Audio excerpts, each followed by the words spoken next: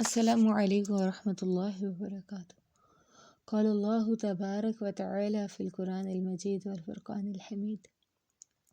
اعوذ باللہ من الشیطان الرجیم، بسم اللہ الرحمن الرحیم۔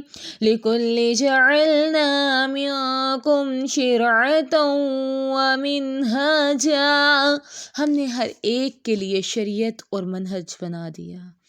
وقال النبی صلی اللہ علیہ وسلم ان لکل دین خلقا وخلق الاسلام الحیا، ہر دین میں کوئی نہ کوئی امتیازی اور اخلاقی وصف ہوتا ہے، اور اسلام کا بہترین وصف حیا ہے۔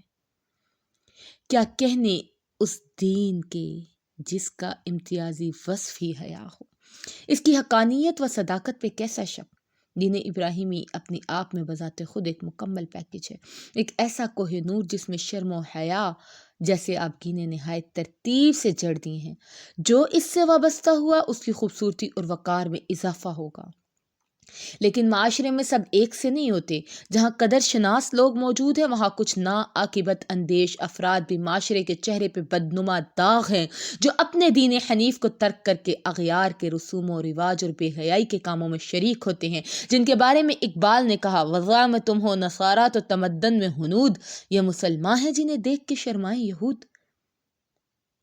ویلنٹائن ڈے، فحاشی، عریانی، اپنی تئیں جدیدیت کا نعرہ لگانے والے یہ عریانیت کا لبادہ اوڑھ کر اغیار کی چال چلتے ہیں، تو ان کے بارے میں پھر یہی کہا جاتا ہے کہ کوا چلا ہنس کی چال اور اپنی بھی چال بھول گیا۔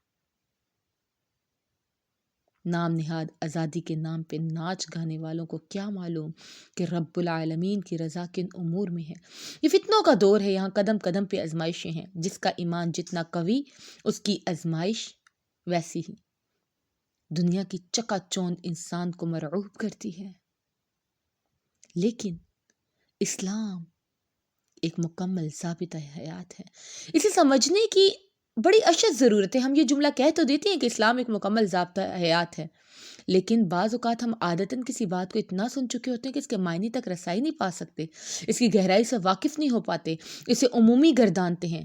مکمل نظام حیات سے مراد ایک ایسا دین جس میں اب کچھ نہیں داخل کیا جا سکتا۔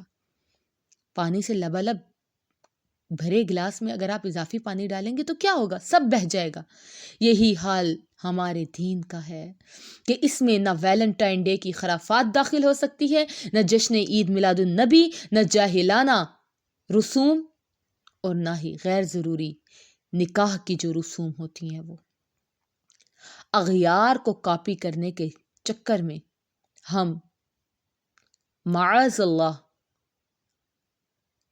یہ پرچار کرتے ہیں کہ ہم اپنے دین پہ راضی نہیں ہیں، ہم اغیار کی نقالی کر رہے ہیں۔ ہمارے لیے رسول اللہ صلی اللہ علیہ وسلم کی بات کچھ معنی نہیں رکھتی کہ جو کسی قوم کی مشابہت اختیار کرے گا وہ ہم میں سے نہیں۔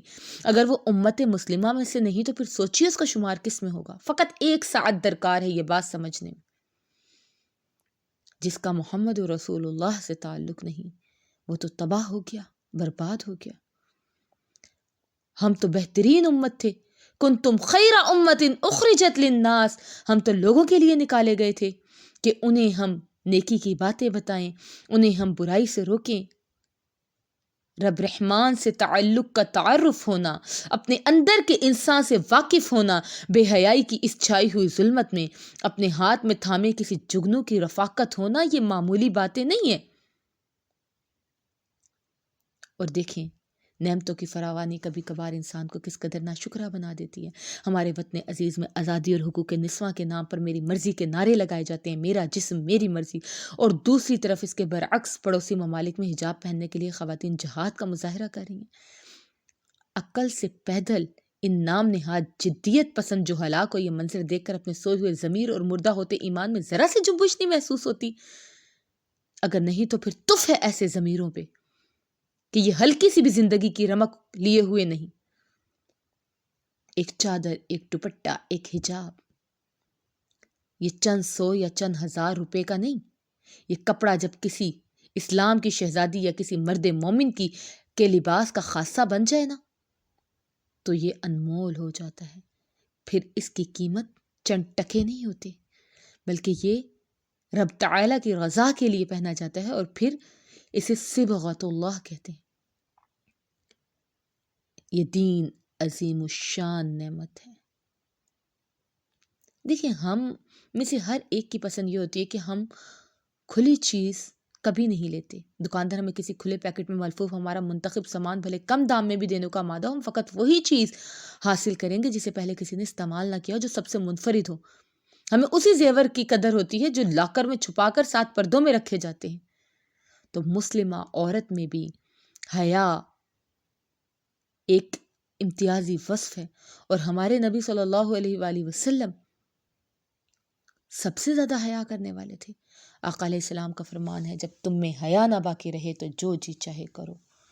تو یہ بےہودہ رسوم و رواج یہ ہمارے دین کا خاصہ نہیں ہے۔ للہ اپنی اخلاقی قدریں پہچانیں۔ اللہ سے دعا ہے کہ وہ ہمیں قرآن و سنت کو سمجھنے اور اس کے پر عمل کرنے کی توفیق عطا فرمائے۔